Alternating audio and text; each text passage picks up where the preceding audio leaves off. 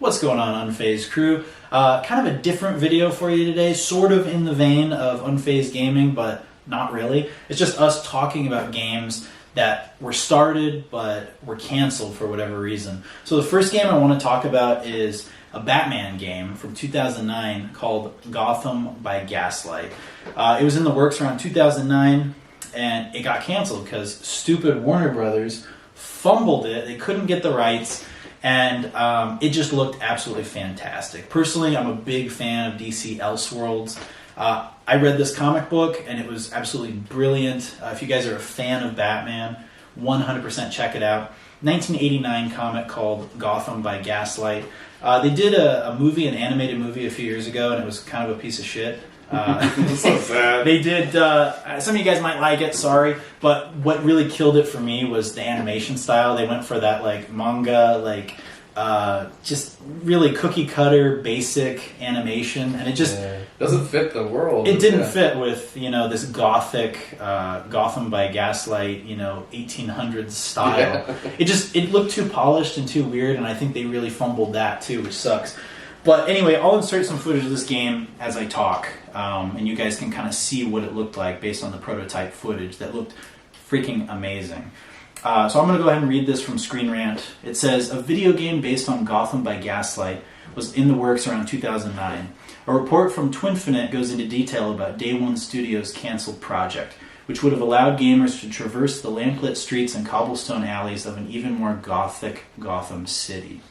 Look at this. Look how cool this looks. Doesn't this look amazing? Look at the cape. The footage right here, the cape looks so freaking good.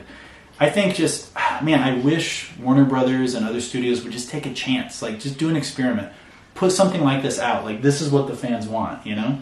But they're so scared. Like I was telling Emmett, like, they're like pinching pennies, but they're willing to spend like $150 million on Aquaman 2. Aquaman 2? Are you freaking kidding me? The Lost Kingdom. Are you stupid? Anyway, so early gameplay footage and concept art reveal several key details about the game, like a dedicated slow motion button and an arsenal of gadgets to give Batman an advantage over the city's gangs. While the success of Batman Arkham Asylum could have bolstered the game's development, sadly, the project was canceled in its infancy. God, it would have been so good.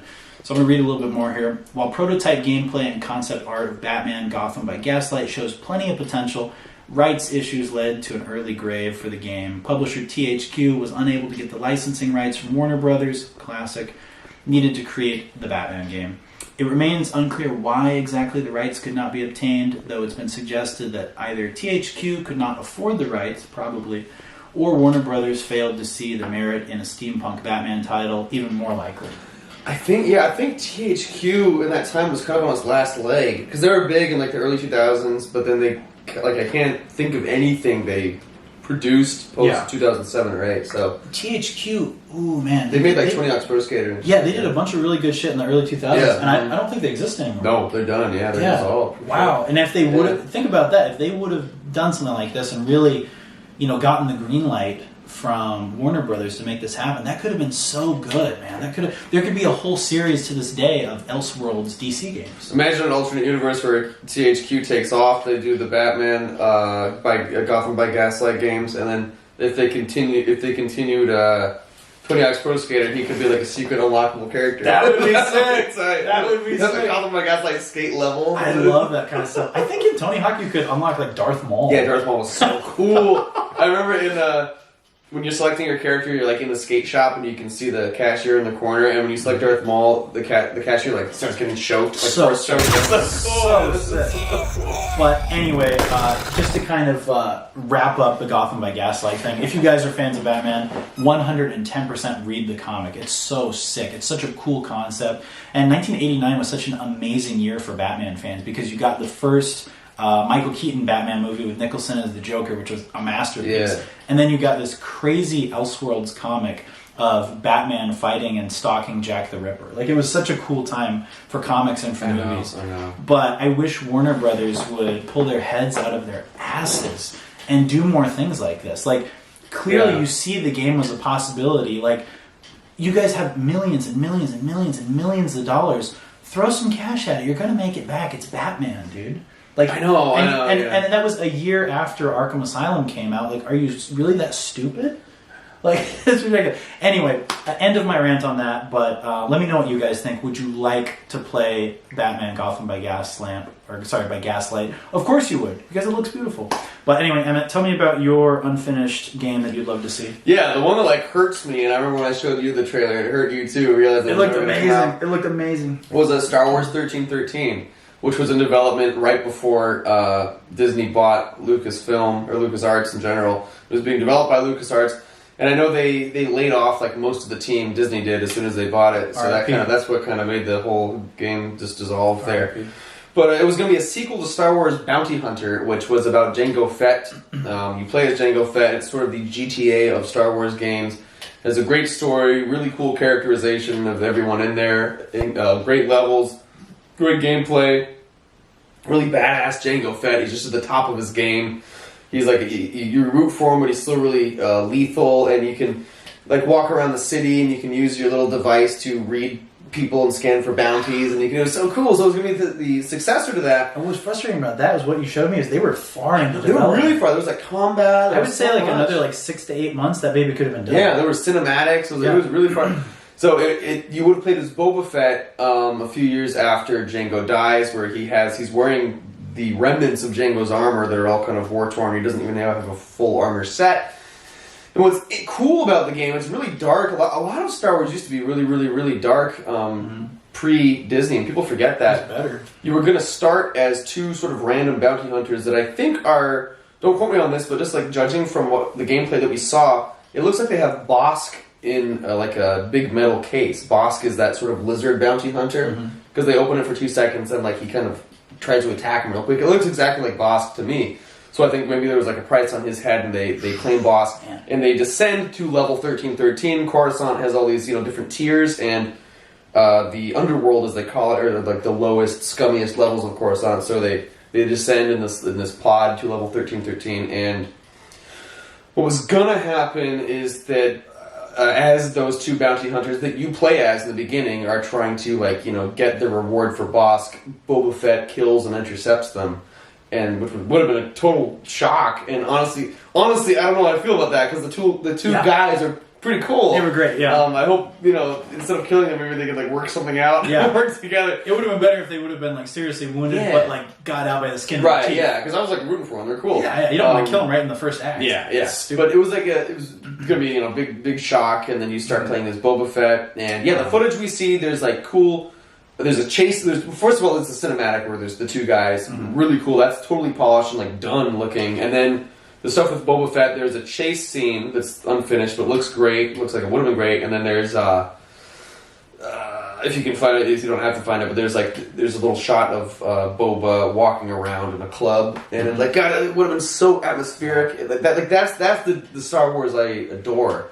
And everyone would have loved that game. And a lot of people say it's like it would have been a cheap knockoff of Uncharted, but I don't think it. Just because there's guys jumping around and grabbing stuff, it doesn't mean it's like a knockoff. Uncharted just set the bar for those kind of mechanics in a game. Yeah, absolutely. For being able to jump and climb like that, and maneuver like that. Like, they do that in the Tomb Raider games, too. Like, you can do that in Star Wars Bounty Hunter, which came out before Uncharted. And you know what? That's fine. It just because they came up with a cool way of moving and mechanics within the game doesn't mean that it's a ripoff just because they move the same. Yeah. Just because someone jumps and climbs in a movie doesn't make the movie the same thing. Yeah, exactly. The same goes for games. Yeah, it would have been incredible. And I do want to, as we're going on here, I did want to mention two honorable mentions, which they are finished games, but this definitely relates to the theme of really creative, unique, cool ideas that are you can tell they're inspired, and the people who are working on them are passionate and everything. But they get canned. So these two games didn't get canned or canceled or anything, but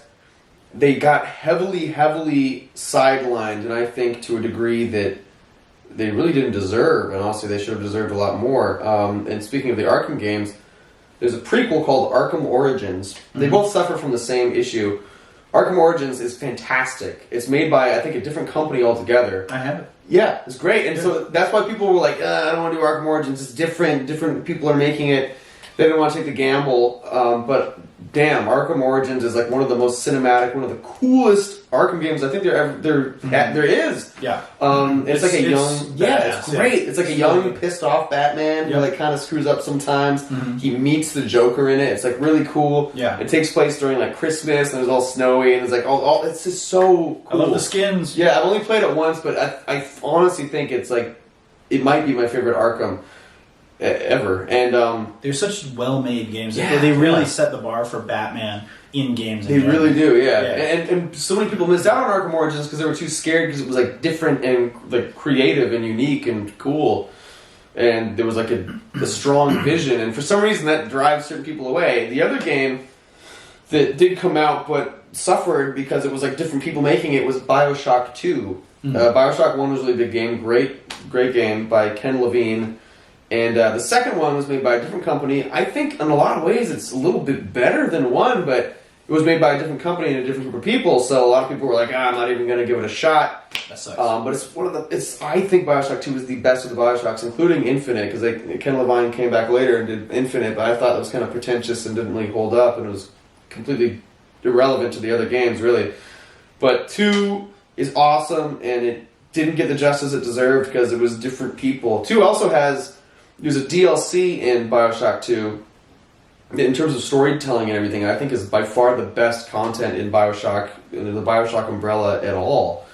It's called Minerva's Den. We should do it on our list of game. I would love to. It's genuinely like masterful storytelling. BioShock's been on my list. Yeah, it's great. So anyway, that is too bad because companies are scared to pull the trigger on things that are creative and passionate and unique because they know like Aquaman's the safe thing. Everyone knows Aquaman, so just give them Aquaman. But it ends up have to be good. turning out like crap. Yeah.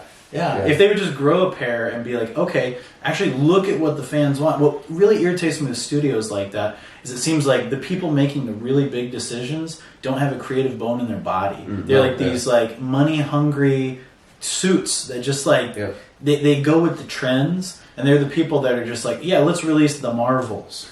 But let's axe a project like this. You know what I mean? Like, that's so sad. God. And Disney coming in was just the kiss of death to Star Wars. I don't care what anyone says. Now, if you guys like some of the shows, like The Mandalorian and Endor and stuff like that, that's fine, whatever. But, like, cinematically, it sucks. Absolutely, yeah. So we gotta remember Mark Hamill's cool quote in one interview. He says, remember, folks, it doesn't matter if it's of high quality. All that matters is if it makes a lot of money. So, which is so true. So I agree with that. Totally love Mark Hamill. Yeah. But anyway, I wish they would just grow a pair and take some chances. But anyway, I pulled up a list here of some games that were unreleased that people were really bummed about that had a lot of potential. Just scrolling through, this one looks kind of cool. I'd never heard of this. I don't know if you heard of this. It was a game. It was called BC. The game puts you in the role of a caveman that's trying to survive in a world filled with dinosaurs. Jimmy. Yes, two supposed features of the game were a fully fleshed out food chain and environments that could be changed. Oh my God. Don't like that forest? Then start a forest fire to clear it. Want to rid the threat of a certain type of dinosaur from the game world? Get rid of that dinosaur's preferred food source. Wow. It looks pretty sick. That's interesting. I think what deterred people is that they don't want to play as a caveman. I would play as a caveman. I would play as a caveman. I had a crazy idea for a game, and I will tell you guys this because I just think it would be sick. I would love to see someone do this someday. The game would be called Evolution, and it starts out where you're like in the prehistoric era, but the graphics are also very primitive, as if you're playing like an early Nintendo from like the 80s. And then as you progress, like from the caveman era up to like medieval times, then it goes up to like Sega quality from like early really 90s. Cool. And then as you go from like that, you go up to like, you know, the Revolutionary War, then it's like you're playing on PS1.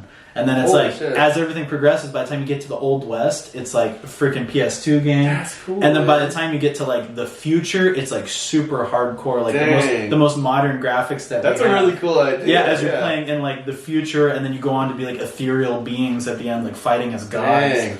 That's really cool. But it would be so cool to just have the actual like look of the game progress with the story. Yeah, I've never seen that done. It's too like creative and artistic and cool for Warner Bros. To greenlight. Well, hey, if anyone wants to do it, just give me producer credit. Right? Give me a cut of that. All right, let's look at a couple others here. Tom and Jerry, the chase is on. This was This was the biggest loss. This was an unreleased game for the Super Nintendo that had great character animations and large detailed sprites. Okay. Oh, wow. The game is, of course, based on the classic cartoon series Tom and Jerry. Many of the animations for Tom and Jerry were even taken directly from the cartoons. Shocker. You control Jerry in the game with the goal of collecting cheese and avoiding Tom. Shocker. Excuse me. There are traps set up throughout the levels that you can lure Tom into with hilarious results. Tom vs. Jerry was nearly finished when it was canceled, and the unfinished ROM can be played through emulation if you want to give it a try. Depressing. That is too bad. Alright, let's look at... Oh, here you go. Yours made the list. There's Star Wars, yeah. Star Wars 1313. Yeah, that would have been... That is too bad. Freaking beautiful. Final Fantasy 64, number 3. We have enough of those Final Fantasies. Yeah, I don't really care. True Fantasy Live Online. Looks like World of Warcraft. Okay. Oh my god. Here we go. I completely forgot. That's a huge one. Take over. Yeah, Star Wars Battlefront 3. We've all heard of Star Wars Battlefront. This is a classic game which was first released in 2004. Since then, we've seen a sequel as well as several canceled sequels. Dude, the Battlefront games are fun. I know. In 2006, it was rumored that a third game was in serious development, and it was! I don't even need this. I've already seen all the footage. I completely forgot about this one. Yeah, they had like a whole campaign with their own new characters that you could play as and storylines, and a lot of it took place during Order 66, and you could play as some of the Jedi, and you played as two clone troopers that storm the Jedi Temple. The capital. Yeah.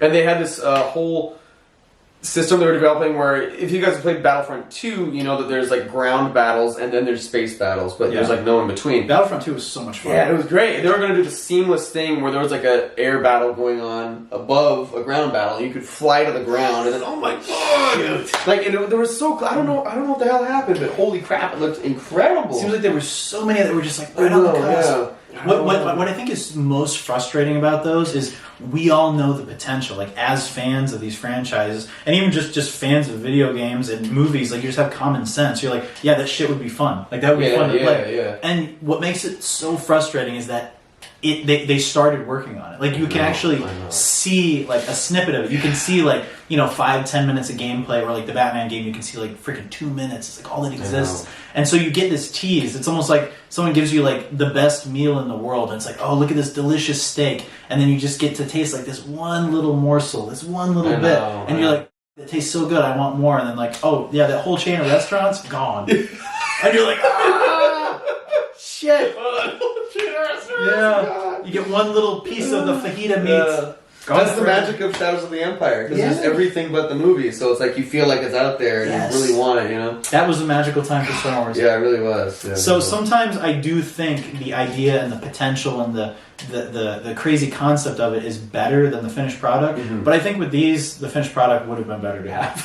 Yeah, absolutely. It depends on the situation. So anyway, if you guys have any unreleased projects that you want to drop in the comments, drop them below. Let me know what you think about Gotham by Gaslight, what you think about Battlefront 3, what you think about 1313.